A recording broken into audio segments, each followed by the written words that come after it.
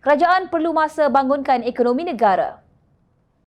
Lawatan Perdana Menteri Datuk Seri Anwar Ibrahim ke China awal tahun ini membawa kembali beberapa hasil positif dan ini sedikit sebanyak melegakan Sultan Johor Sultan Ibrahim. Bagaimanapun, baginda mengakui cabaran kewangan yang dihadapi oleh pentadbiran kerajaan perpaduan yang dipimpin Anwar.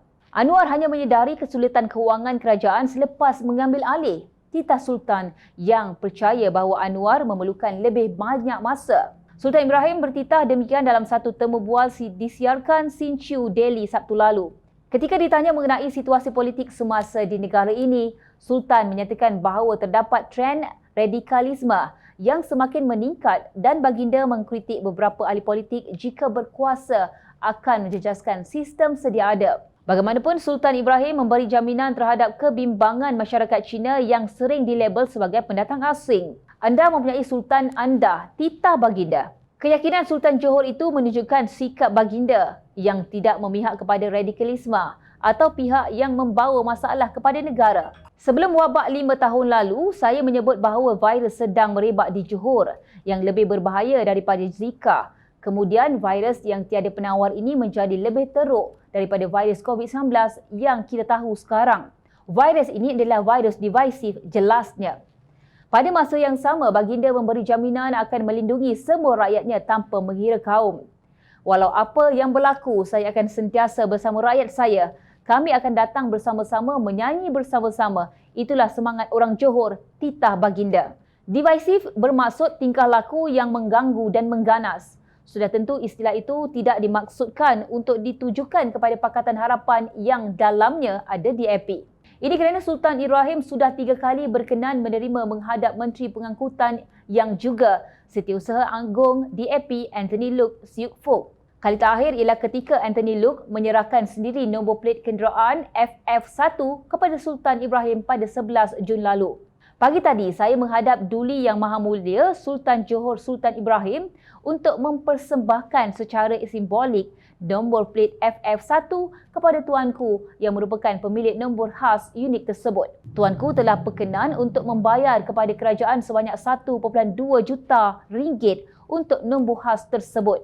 Untuk rekod, bayaran 1.2 juta ringgit merupakan nilai tertinggi yang pernah dikutip setakat ini oleh kerajaan untuk pendaftaran satu nombor plat kenderaan.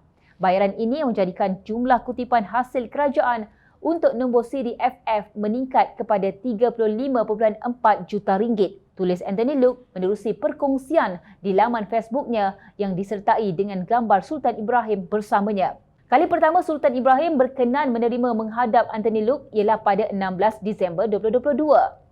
Dalam satu hantaran di laman Facebook, Sultan Johor dinyatakan bahawa Sultan Johor terima menghadap Menteri Pengangkutan.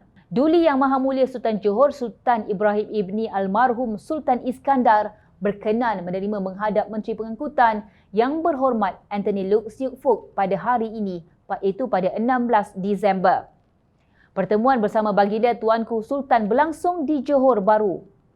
Yang berhormat Anthony Loke kembali dipilih sebagai Menteri Pengangkutan di bawah Kabinet Kerajaan Perpaduan yang diterajui Perdana Menteri Datuk Seri Anwar Ibrahim. Tetamu kehormat turut diraikan dalam satu majlis santapan pagi bersama Duli Yang Maha Mulia Sultan Johor. Sementara itu, Anthony Loke yang hadir berdasi lengkap dan bersongkok turut berkongsi kembali gambar pertemuan tersebut di Facebooknya dengan hantaran ringkas, menjunjung kasih tuanku, daulat tuanku. Tiada langsung kenyataan membanggakan diri sendiri atau partinya, hanya ketaatan kepada Raja-Raja Melayu yang dizahirkan menerusi ungkapan daulat tuanku. Justru, jika benar DAP membina tembok permusuhan seperti yang didakwa oleh calon Perikatan Nasional dari PAS, Dr. Muhammad Masri Yahya, adakah Sultan Ibrahim akan meraikan Anthony Loke? Mungkin Muhammad Masri atau walaupun PAS boleh berkongsi gambar berapa kali pengerusi Perikatan Nasional Tan Sri Muhyiddin Mat Yassin ketika menjadi Perdana Menteri dan timbalannya Duta Khas ke Timur Tengah bertaraf Menteri Tan Sri Abdul Hadi Awang menghadap Sultan Johor. Media melaporkan bahawa Malaysia memperolehi komitmen pelaburan sebanyak 170 bilion ringgit dari China. Johor pula mendapat pelaburan 80 bilion ringgit daripada syarikat petrokimia terbesar China, Rongsheng Petrochemical Co Limited. Sultan Ibrahim selaku Sultan Johor memahami kesukaran yang dihadapi Anwar untuk memperbetulkan semula kerosakan ekonomi yang berlaku kepada negara. Jelas, baginda mengiktiraf kerajaan ini adalah kerajaan perpaduan. Justru, tidak adakah rasa malu pemimpin Perikatan Nasional yang saban hari meratib kononnya ini bukan kerajaan perpaduan dan kerajaan ini gagal walaupun baru 9 bulan memerintah negara. Sedangkan merekalah yang selama hampir 33 bulan berkuasa menerusi tebuk atap tanpa hala tuju sehingga pelabur asing termasuk dari China terhenti atau melarikan diri dari negara ini. Perikatan Nasional janganlah cuba memperbodohkan rakyat Johor kerana rakyat yang setia kepada Raja-Raja Melayu sentiasa memerhati.